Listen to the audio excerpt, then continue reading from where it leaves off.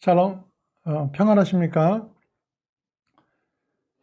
세례 요한이 그 사역이 절정에 있을 때 예수님도 동시에 천국 복음을 전파하기 시작했습니다. 그래서 얼마 동안 두 사역이 동시에 진행이 됐습니다. 그런데 사람들이 점점 예수님께로 더 많이 몰려가자 세례 요한이 자기 제자들로부터 아주 가슴 아픈 소리를 듣게 됩니다. 요한복음 3장 26절 말씀입니다. 그들이 요한에게 가서 이르되 라삐어, 선생님과 함께 요단강 저편에 있더니 곧 선생님이 증언하시던 이가 세례를 베풀매 사람들이 다 그에게로 가더이다. 그동안 세례 요한을 존경하고 따랐던 제자들이 사람들이 다 그에게로 갑니다라며 실망한 반응을 보입니다. 사람이 이럴 때 참 속이 상할 수 있죠. 사실 세례는 세례 요한의 전마특가 아니었습니까? 그런데 하루아침에 사람들의 관심 밖으로 밀려나고 제자들까지도 실망스러운 소리를 하는 겁니다.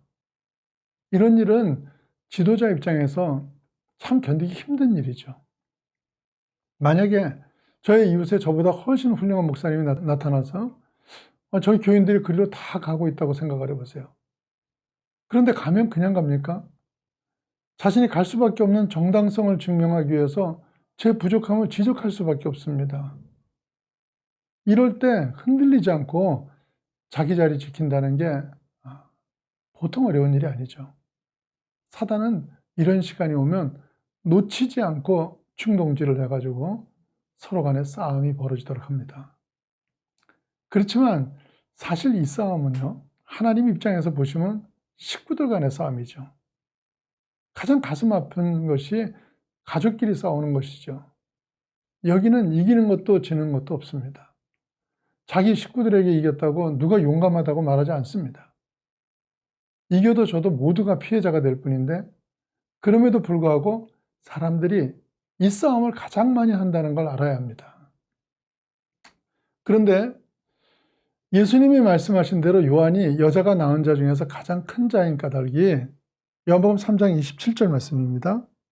요한이 대답하되 이르되 만일 하늘에서 주신 바 아니면 사람이 아무것도 받을 수 없느니라.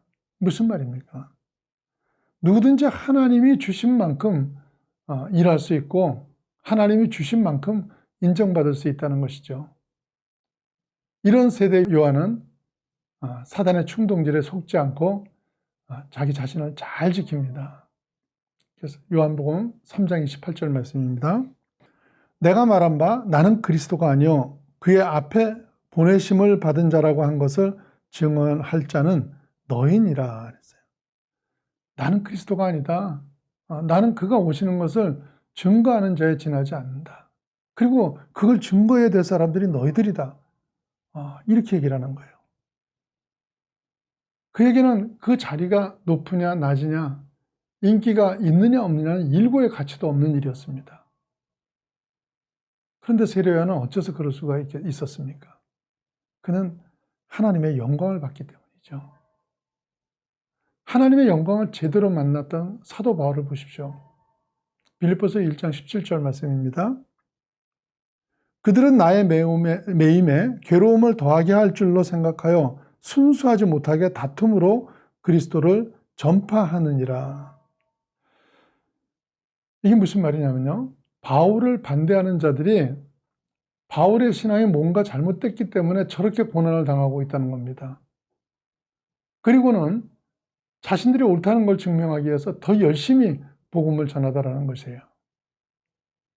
자기 증명이 중요한 사람은 이런 경우에 치명적으로 상처를 입을 텐데 18절에 얘기하기를 그러면 무엇이냐 거칠애로 하나 참으로 하나 무슨 방도로 하든지 전파되는 것은 그리스도니 이로써 나는 기뻐하고 또한 기뻐하리라.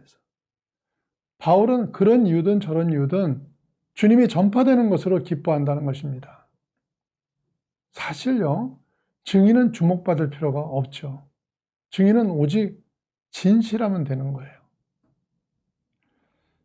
결혼식장에서 가끔 민망한 경우를 봅니다. 결혼식에서 들러리를 서는 친구가 신부보다 훨씬 예쁘고 늘씬한 경우를 보죠.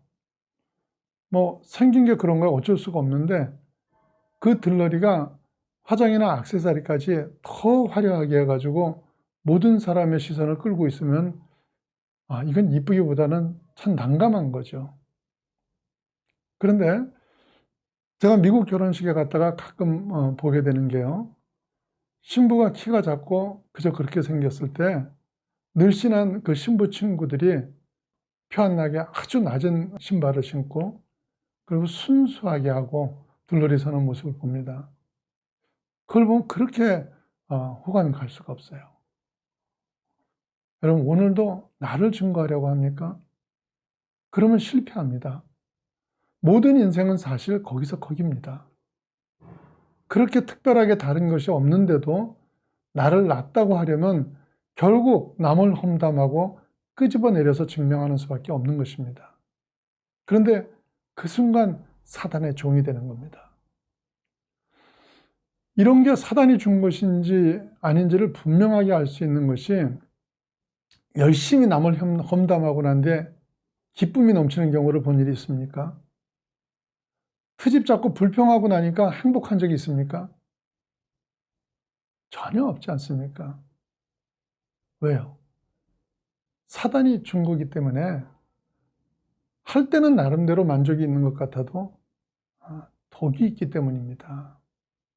자유하십시오. 누가 자유합니까? 자기를 버린 자만이 자유해집니다. 자기를 버리고 낮추면, 그러면 세상에서는 심히 작아 보이겠지만 하나님께서는 큰 자로 보십니다. 요한이 자신을 위해 이랬으면 제자들의 그런 소리에 좌절했을 겁니다. 하지만 요한복음 3장 30절 말씀입니다. 그는 흥하여야 하겠고 나는 쇠하여야 하리라 하니라.